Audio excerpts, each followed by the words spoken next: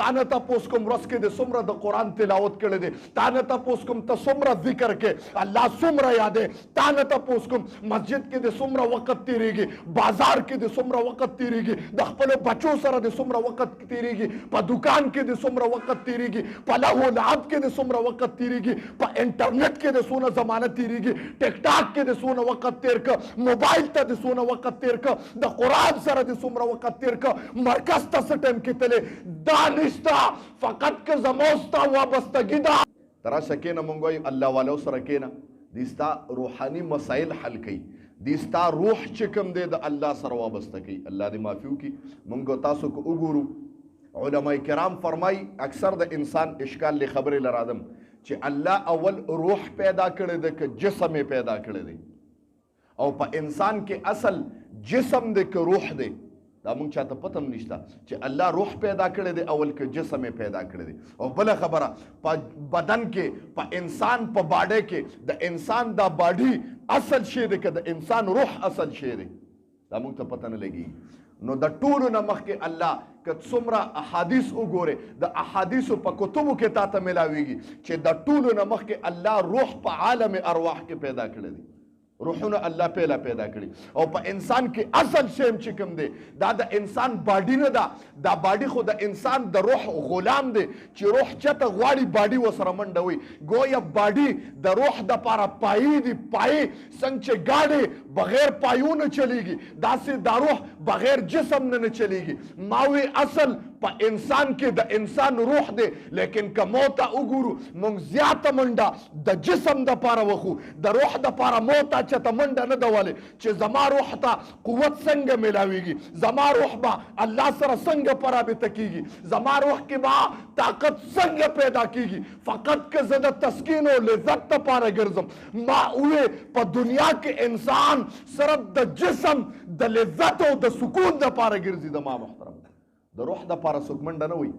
چې څنګه الله جسم له غذا پیدا کړی ده داسې الله روح لم غذا پیدا کړی ده د ما محترمو د جسم غذا جسم الله د ځمکې نه پیدا کړی دی الله یې غذا هم د ځمکې نه پیدا کړی ده چې دا خوراک سبزیانې ته څومره کې جسم ته قوت لذت میلاویږي روح الله ما ویل د اسمان نه دی روح د بره نه عالم الارواح کې الله روح پیدا کړی دی د روح غذا هم آسماني ده او آسماني غذا څه شی دی قرآن دی ذکر دی تلاوت دی احادیث مبارکه دي وابستگی ده په قرآن د قرآن سره وابستگی ده د جماعت سره وابستگی ده د الله سره په دې باندې روح ته قوت ملاویږي تا نه تاسو کوم ورځ کې د څومره د قرآن تلاوت کړی دی تا نه تاسو کوم ته څومره ذکر کې الله څومره یادې تا نه تاسو کوم مسجد کې د څومره وخت تیریږي بازار کې د څومره وخت تیریږي د خپل بچو سره د څومره وخت تیریږي په دکان کې د څومره وخت تیریږي په لهو لعب کې د څومره وخت تیریږي په انټرنیټ کې د څونه زمانه تیریږي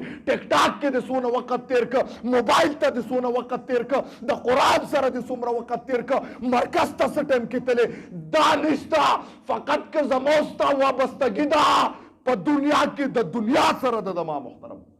مودا د الله سره چته د روح د غذا د پر ما غم نه دکړي چې زما په جسم کې یو روح هم دی هغه تم د غذا ضرورت دی څنګه چې جسم ته د خوراک ضرورت دی د غرنګي روح ته د غذا ضرورت دی زما محترم او دا سوچ تا کړی نه دی چته چې زما روح ته چته د غذا کته وګوره روح ته ډیر کمزور دی او د کمزورتیا د روح د علامه لوی داوي چې انسان به د مرګ نه ډیر ډریږي او څوک چې د مرګ نه یریږي ډیر زیات پوه روح ډیر کمزور دی ډیر دله روح دی په مختص مکه باندې روح دی دله شوی دی بس ولې کمزور شوی دی هلکه ستا د الله سره وابستګي نشته تا الله نه دی یاد کړی الله سره دی رابطه نه ده کنټیکټ دی ورسره نه دی کړی چې تا د الله سره کنټیکټ نشته گویا د الله هم تا سره نشته بیا به د مرګ نه یریږي زما محترم مګر نبی علیہ السلام فرمای په اخره زمانه کې به زما امت کې داسې قوم راشي چې د مرګ نه به ډېر سخت یریږي او گویا د مرګ نه یرا دا د روح د کمزورتیا او د دلتوب علامه ده زما محترم چې دا په موږ مسلمانانو کې عام ده که نه ده اوس که تاسو وګورئ نو خبره دې پورې کوم زما محترمو ما ووې چې دوه څیزونو باندې الله میلاویږي او الله نږدې کېږي د الله د محبوبیت په مخ ته ځمکه باندې دوه څیزونه دي د ټولو نه مخکې مې درته ووې هلکه نوجوانۍ کې تقوا په حالت د نوجوانۍ کې